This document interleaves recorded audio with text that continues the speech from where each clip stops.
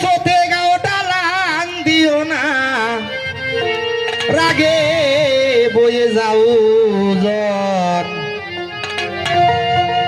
শুদ্ধ প্রেম রাগে ডুবি থাকে আমার মন শুদ্ধ প্রেম শুদ্ধ ভক্তি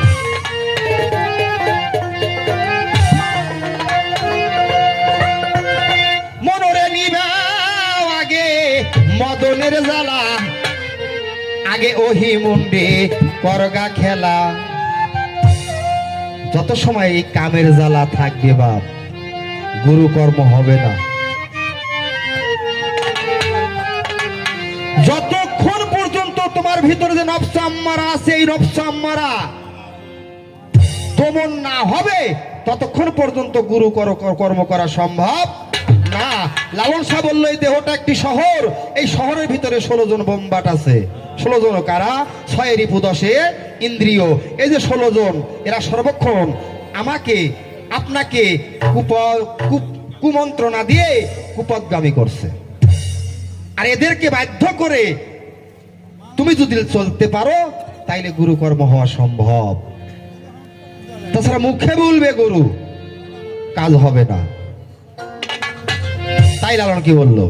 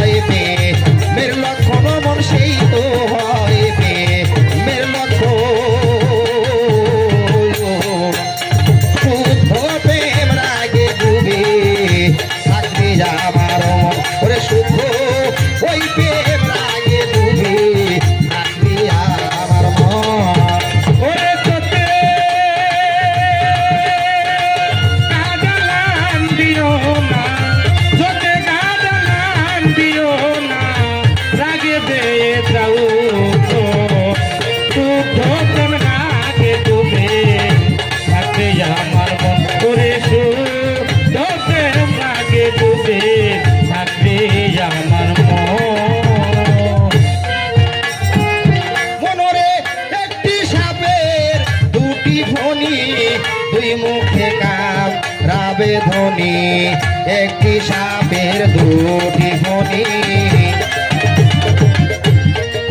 ওরে মন দুই মুখে কাম রাবে ধ্বনি প্রেম মানে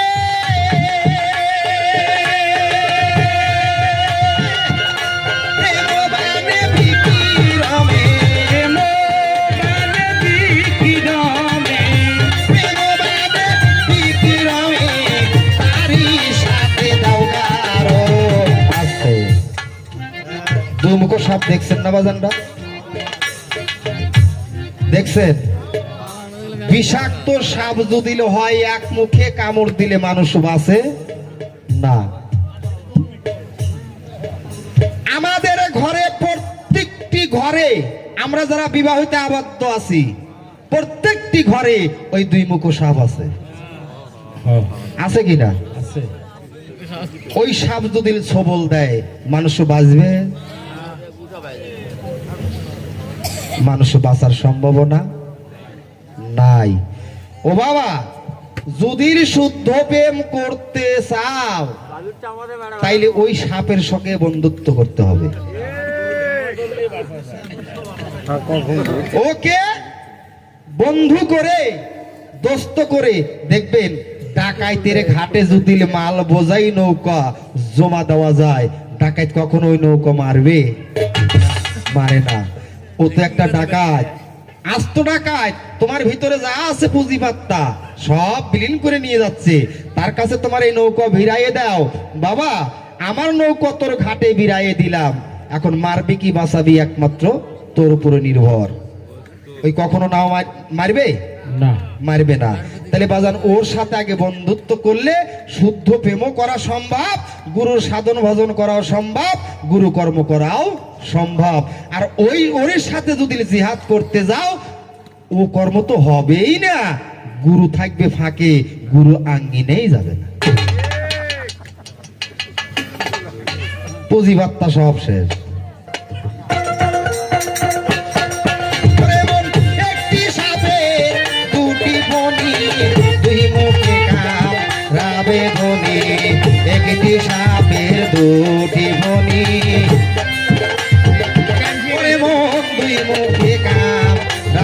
ধনি।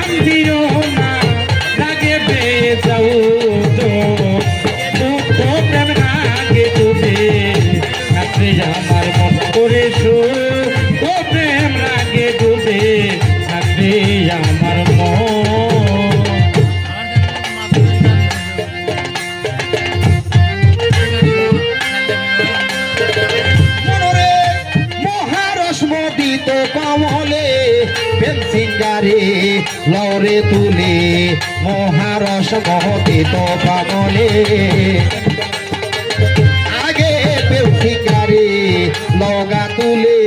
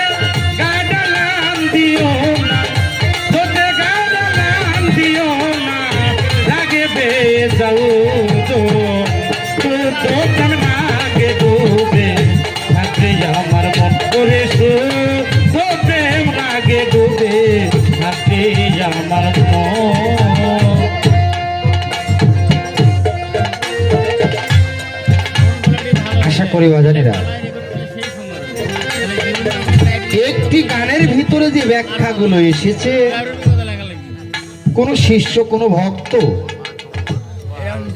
বেশি না, এই একটি গানের কথাগুলোকে ধরে রেখে যদি আমল করে আমার মনে হয় তার কিছু লাগে না।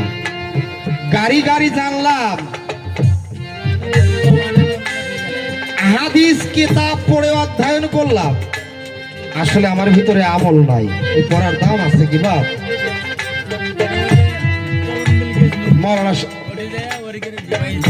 মৌলানা রুমি জালালউদ্দিন রুমি, তিনি গাড়ি গাড়ি কিতাব লিখেছিল না, তাতে কোনো ফল পেয়েছিল কি? পেয়েছিল। শামসুল তাবরেজ এক পাগল, তিনি লেখাপড়াও জানতেন না, স্কুল মাদ্রাসায়ও পড়েননি।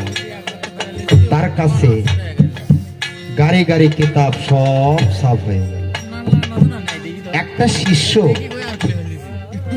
সে যদি কোনো আমলও না করে, যদি দয়ালের প্রতি দৃঢ় বিশ্বাস থাকে, দয়ালের প্রতি দৃঢ় বিশ্বাস থাকবে, তার মনে হয় আর কিছু লাগে না। আসলে আমরা তো সেই দয়ালের প্রতি বিশ্বাসই আনতে পারি। অভাব গাড়ি গাড়ি নামাজ, হজ, যাকাত, ফকির জিকিরি করব কি যদি আমার গুরুর প্রতি বিশ্বাস না থাকে? এগুলো তো আমার কোনো কাজে আসবে না।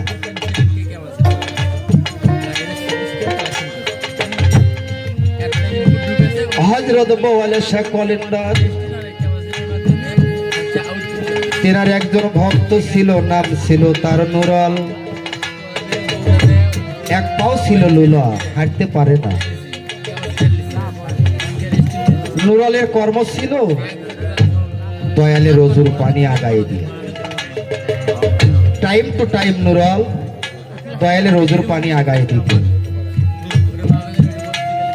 হঠাৎ করে একদিন বইলে সে কলেন্ডার বলছে, নুরল, আমার যে একটু ভক্ত বাড়ি যে বেড়াইতে হবে, তুই কি আমার সঙ্গে যাবি? বলছে, প্রভু গো, জীবনেতে কখনো কোনোদিন এরকম কথা আপনি আমাকে বলেননি। আমার বোধ হয় সৌভাগ্য হলো দয়ালের সঙ্গে আমি তার পিছে পিছে বেড়াইতে যাব। কিছু দূর আগাই যাই, হঠাৎ করে নুরলের মনে প্রশ্ন জেগে গেল। বলল, প্রভু, এই জীবন ভরা শুনে আসলাম চরণ, দয়াল গো, আসলে এই চরণ কি? এই কথা বলার সঙ্গে সঙ্গে হযরত বওয়ালে শাহ কলিন্ডারের হাতে ছিল লাঠি। লাঠি দিয়ে নুরলের যে পাও ভালো ছিল, ওই পায়ে আঘাত করছে। আঘাত করার সঙ্গে সঙ্গে নুরলের ও পাওটাও ভেঙে গেছে। আর নুরল হাঁটতে পারে না। বললো, দয়াল, আমি যার চলতে পারি না।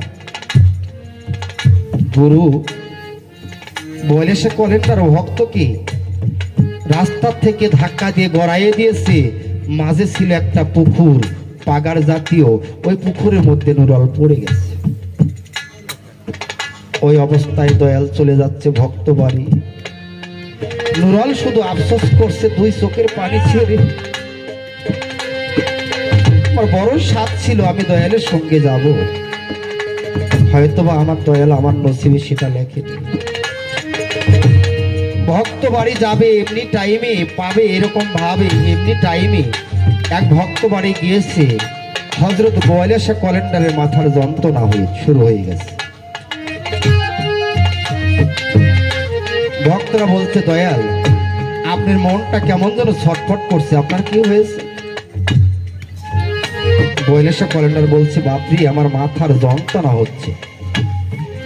এ ডাক্তারের কাছে থেকে ওষুধ এনে দেয়, অমুক কবিরাজের কাছ থেকে ওষুধ নিয়ে আসে, কোন ঔষধেই বওয়ালে শাহ কলিন্ডারের মাথার যন্ত্রণা ভালো হয় না। হঠাৎ করে এক জ্যোতিষীকে ডেকে নিয়ে এসেছে।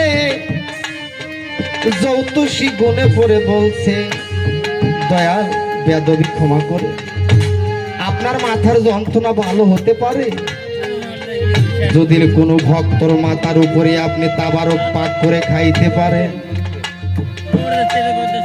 সব ভক্ত সবাই শুনছি, যৌতসী কথা বলছে, সবাই শুনছে। বলে সে কলেন্ডার বলতে, ভক্তগণ দয়া করে কারোর মস্তকের উপরে আমার একটু তাবারক পাক করে দাও, আমার মাথার যন্ত্রণায় তার আমি সহ্য করতে পারছি না। একে একে সব ভক্ত চলে গেল, কেউ রইল না। মাথার যন্ত্রণা কেমরেই বেশি হয়ে গেল। স্মরণ হয়ে গেল আমি পথের মাঝে আমি নুরওয়ালকে ফেলে রেখেছি। বলে সে কলেন্ডার সেই দিকে চলে গেল। যাই দেখে নুরওয়াল পানির ভিতরে গড়াগড়ি খাচ্ছে, ওটার শক্তি তার নাই। হাত ধরে টেনে তুলছে নুরওয়ালকে দয়াল নিজে। দেখে তার সর্বাঙ্গ জোক লেগে আছে। নুরওয়াল তখন বলছে, দয়াল আপনি তো এই মাত্র গেলেন, আবার কি জন্য এসেছে? আমার প্রতি কি আপনার মায়া হয়েছে? সে বলছে, ভক্ত রে, আমার মাথার এতই যন্ত্রণা, আমি যন্ত্রণা সহ্য করতে পারছি না। যৌতুষী বলেছে ভক্তের মস্তকের উপরে তাবারক পাক করে খেলে আমার নাকি মাথার যন্ত্রণা ভালো হবে। নুরওয়াল পানির ভিতরে থেকে মস্তক আগাই দিয়ে বলছে, দয়াল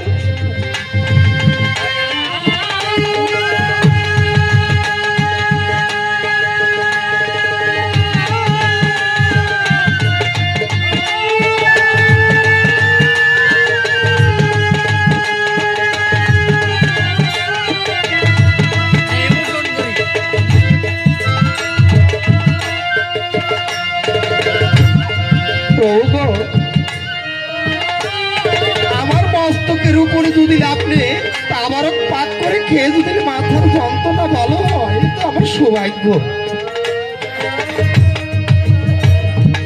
মস্তকের উপরে আগুন জ্বালিয়ে তাবারক পাক করে দিলেন নুরওয়াল। দয়াল খেয়ে তার মাথার যন্ত্রণা ভালো হলো। ও বাজার, আমরা তো সবাই শিষ্য। গুরুকে আমরা বলি আমরা গুরু ধরেছি, পীর ধরেছি, আসলে গুরু কর্ম আমরা কয়জন করতে পারি? যারা নুরওয়ালের মতো ভক্ত হয়েছে তারাই কেবল আল্লাহর নৈকট্য লাভ করেছে। মুখে বললে গুরু কাজ হয় না। আজকে দেখছি আমার হান্নান ভাইজান, উনি ঘুরছে পাগল ভেসে, ওনার পায়ের স্যান্ডেলটাও তাও নেই। ভক্ত লক্ষ্য করতে হবে আমার দয়াল কোন হালে আছে, আমার ঠিক সেইভাবে চলতে হবে। মুর্শিদের বাড়ির দিকে কখনো কোনো ভক্ত যদি পেশাব করে, তাহলে তার গুরুতারই অপরাধ হয়ে যায়, ওই অপরাধ কখনো ক্ষমা হয় না। ভক্তের গুরুর বাড়ির দিকে থুতো ফেলানো নিষেধ, সেদিকে পাও দিয়ে শোয়া নিষেধ। গুরুর বাড়ি আসলে তুমি যত বড় জমিদার হও না কেন, গুরুর বাড়ি যখন আসবে তোমার পায়ে যেন জুতো না থাকে। মুর্শিদের দরবার ভক্তের কাবাগর, জান্নাতের হাওয়া সে তাই বয়ে যায়। বিশ্বাস ভক্তি থাকিলে মুক্তি, কে জানে কার ভাগ্য হয়। দয়ালের বাড়ি ভক্তের জন্য কাবা শরীফ। বিনা বিনা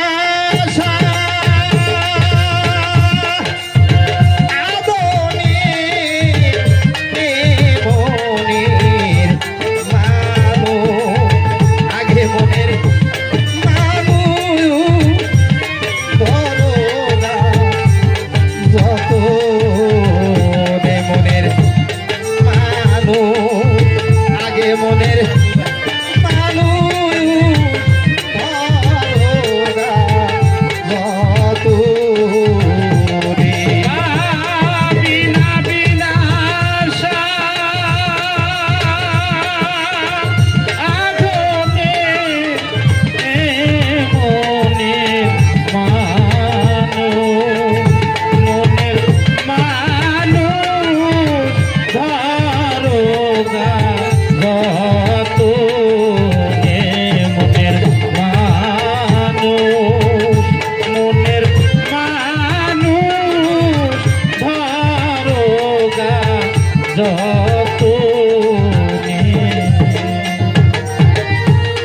বাড়ির পাশে আরশিনগর পড়শি যে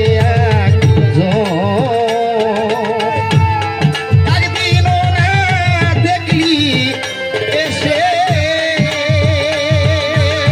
ভক্তরে পড়শিটি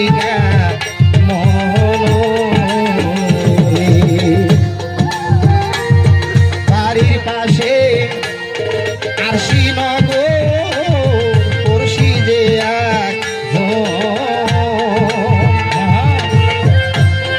একদিনও না দেখলি এসে ভক্ত পড়শিটি মহলে একদিন যদি দেখি তারে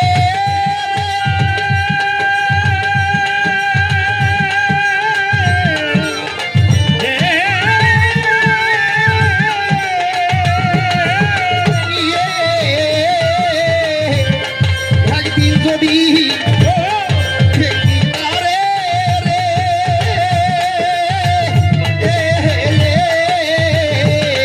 ভুলতে না দিব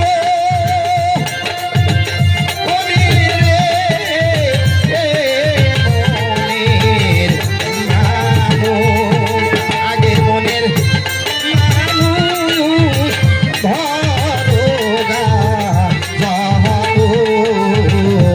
মনের মানুষ আগে মনের মানুষ ধরোগা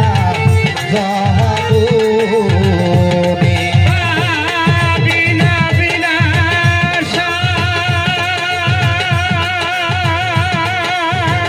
আগুনে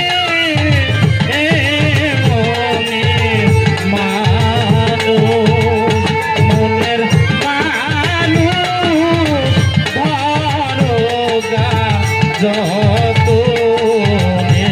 মনের মনের মানুষ ধরোগা যত দিলা ছবি সানায় শুয়ে নিশি করলি ভোর শিওরে বসিয়ে কান্দে ভক্তরে দরদিয়া জহরে দিলা ছবি সানায় শুয়ে নিশি করলি ভোর শিওরে বসিয়ে কান্দে ভক্ত দরদিয়া জহরে কত ব্যথা দিলি তারে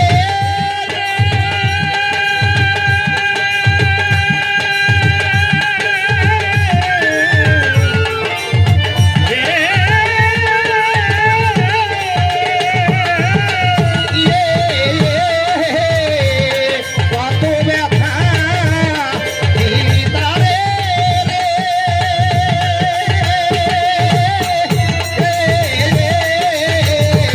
তবু অভিমান নাই তার আরো মনের মানুষ আগে মনের মানুষ ধরোগা যাহাতনে মনের মনের মানুষ ধরোগা যত মনের মানুষ মনের মানুষ ধরোগা যত বিজয় বলে বেলার শেষে তোরা খেলা ভেঙে যা ছিল তোর পুঁজি পাতি শিষ্য নীল সাইসো রাহায় রে। বিজয় বলে খেলার শেষে খেলা ভেঙে আয়, তাই আছে তো পুঁজি পাতি